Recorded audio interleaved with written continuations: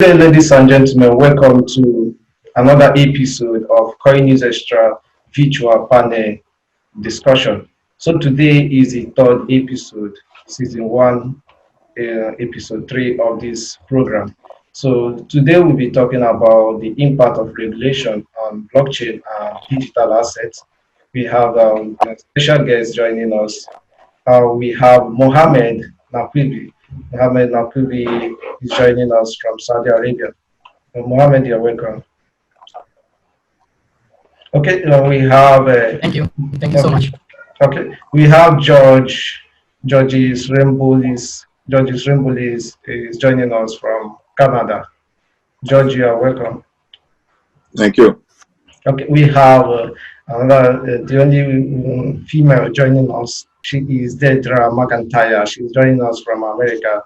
Dedra, you are welcome. Thank you. We have Mr. Chuta Chimezie. Mr.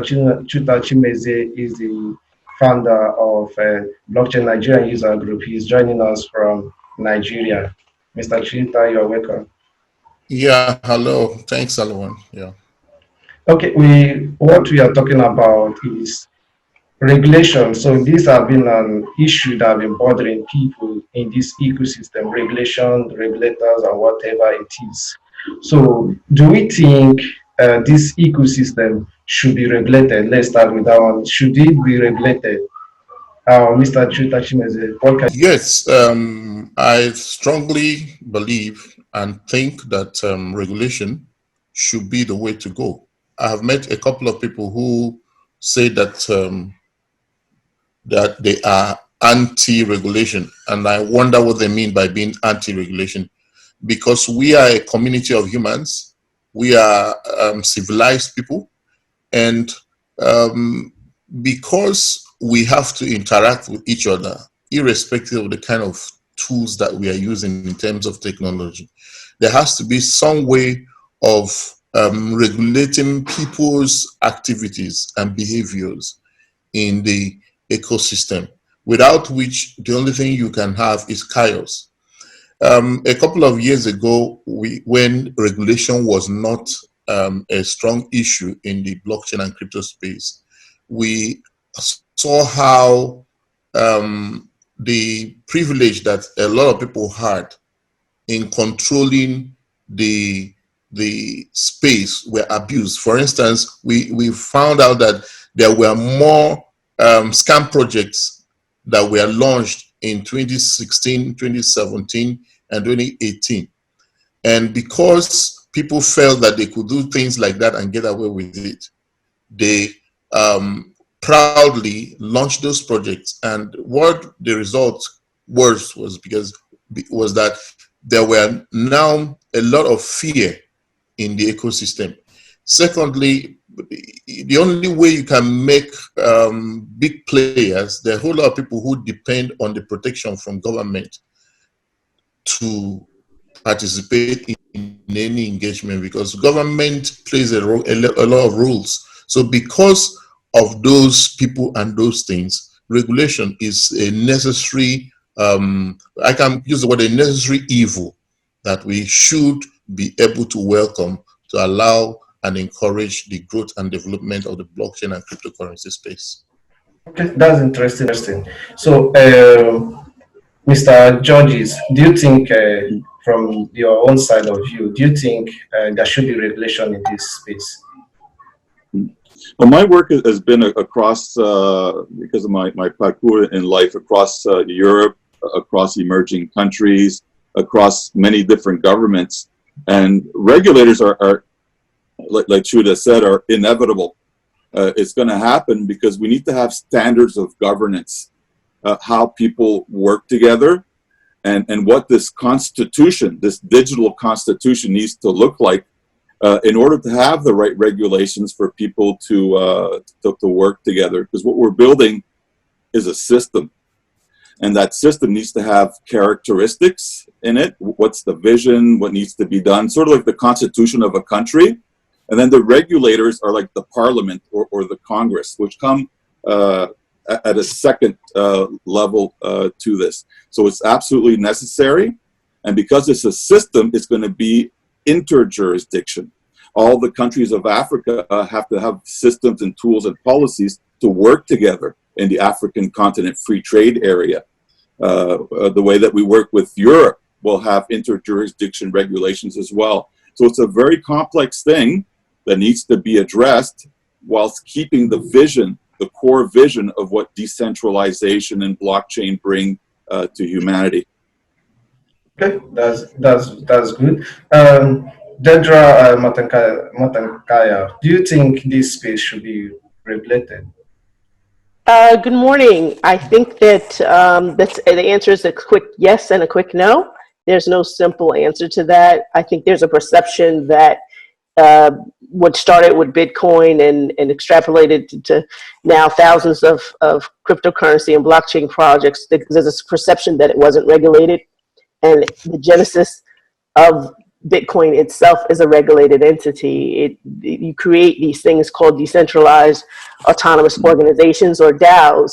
So the participants that are in a particular cryptocurrency project had governance within it. I think where the corruption and things came about with, products such as BitConnect and OneCoin is that those who were not privy to be educated in the culture of cryptocurrency were wowed by the Rolexes and the showbiz and the marketing. And they were duped into thinking that certain things were cryptocurrency that weren't. And so they were taken advantage of. And that can be, I kind of think dispelled by education. So where the intentions of regulations are those that, we need to wrangle in the Wild Wild West aspects of these people who are presenting projects as cryptocurrency and not. But then it's necessary to kind of push back against those types of corruptions. But then there's also the real possibility that regulation leads to elitism, as in this project that Facebook is coming about in terms of Libra. Well, they're regulated, but are they really crypto? And then, a small mom and pop or small church organization or small business organization, they may have all the elements of a rational DAO, but they're not approved by the regulators, so they never get their foot off the ground. So there's this kind of yin and yang effect that we have to be mindful of, that the goal of regulation should be to protect the community, protect the public against corruption and thievery and malintent, and yet should not hamper different business entities, different organizational entities who want to participate in an ecosystem that's interlocked with one another. Okay, interesting. Mohammed, do you think this blockchain and digital asset ecosystem should be regulated? Honestly speaking, I am in total favor of regulation, but this regulation should have a proper governance. I'll speak about both the terms. Why I'm talking about regulation is currently the mentality of normal people, for the ordinary people, is such that Bitcoin is not safe. Interaction with Bitcoin is not safe, and there are scamsters involved. There is the dark web involved. There are people who are doing transactions for the drugs, for human trafficking. So these are the areas where cryptocurrencies are being used. And a normal human guy walking on the street will not want to use something that he has heard is being used for illegal purposes. But that's not the fact.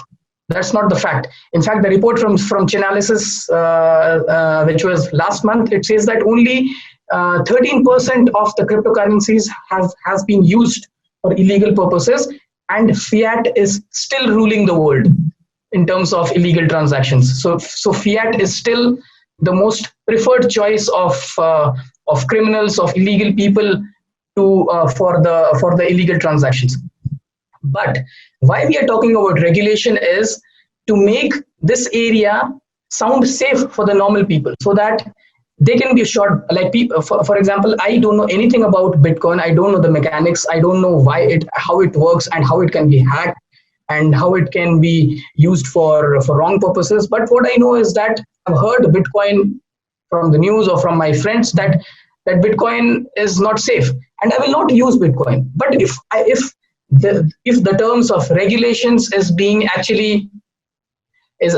actually spread around, the public is known that it's been regulated, but in a prop, as George has said, there has to be governance around it. So there is governance. There are people who are actually deciding on the governance. It's not like people sitting in a room and deciding the road forward. Okay. So this is where the right governance comes into play. Okay. Thank you very much. Regulation, and everyone wants regulation. So we want to know how regulations are from all of us different regions. So Mohammed, back to you. How is regulation over there in Saudi Arabia and Middle East? Okay, so in Saudi Arabia, the regulations, Saudi Arabia and the entire Middle East is currently not very crypto friendly. We have exchanges in UAE and Bahrain. Especially Bahrain is the closest country to Saudi Arabia, that's across the border and 450 kilometers from the capital. And the exchange over there, which is called rain.bh, that is actually owned by the Saudi guys. So the people, whoever are basically buying cryptocurrencies from exchanges, they're using this Rain exchange, and there are some exchanges in the UAE. In terms of Saudi Arabia, the place where I stay currently, I'm currently based in Riyadh, Saudi Arabia. Cryptocurrencies is still illegal, and basically, as I said, like when we talk about cryptocurrencies being not allowed, we are talking about the business acceptance. Otherwise, it's on the internet, anyone can purchase, anyone can sell, and nobody can stop. And that's the whole concept behind digital currencies, that there is no intermediary behind it, there's no government control over it. So when you're talking about the permission of cryptocurrency, is talking about the permissibility around transactions, around business accepting it, and it's still not legal over here. Okay, Mohammed. So we are trying to cut time. It's 30 seconds for every question. So McIntyre, what can you say about regulation over there in America? How is it over there? The United States is pretty much taking a conservative approach. I think their focus right now is really looking at the world and specifically looking at China and seeing how they can enter into the central bank decentralized currency, which is basically putting fiat using blockchain technology. So I think on a national level, that's what's happening. In terms of people who have startups, everything is pretty much stalled. And they're concerned about, having the Wild Wild West of having the ICOs and things of that nature. They're concerned about the SEC turning and saying they have to return a certain percent or amount, whether they were a legit project or not. So there's a lot of concern on, am I going to be grandfathered in because now you've changed the law, but I had started before the law exists. So a lot of startups are kind of tentatively moving forward.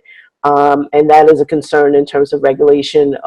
Once you've decided what the regulated framework is going to be like, am I going to be retroactively penalized, and how is that going to affect my business plan? So that's kind of like a macro view of things. I think that most of the American public is not really aware of, they may be aware of the term Bitcoin.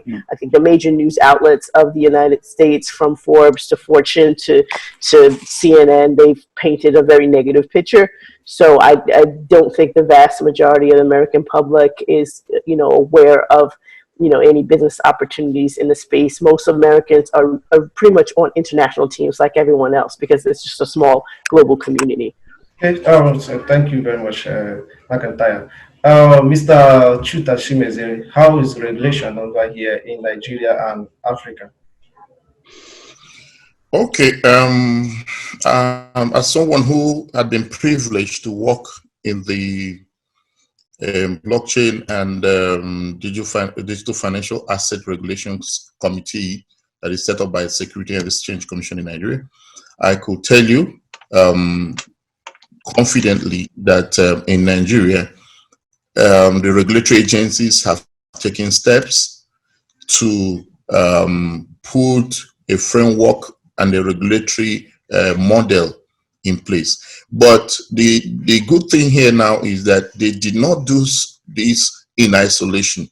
They had a very strong input from the ecosystem of users, the communities that are around blockchain and cryptocurrency. So they had them drafted into working groups, drafted into committees and subcommittees to look at areas where everyone will be comfortable having regulations coming. Of course, you know that regulations cannot be total. You cannot regulate the technology itself, but you can regulate the activities of the players. And their sole role is to, one, investor protection, and secondly, to make the ecosystem to be a level playing ground for everyone to participate in. So in Nigeria, and of course, whatever happens in Nigeria affects the whole of Africa. Regulation for blockchain and crypto is on course and it's coming very soon. Thank you. Thank you. Judges, what can you say about regulation over there? Well, from a global standpoint, there's, I think that Chuda summed up some parts of it very, very well.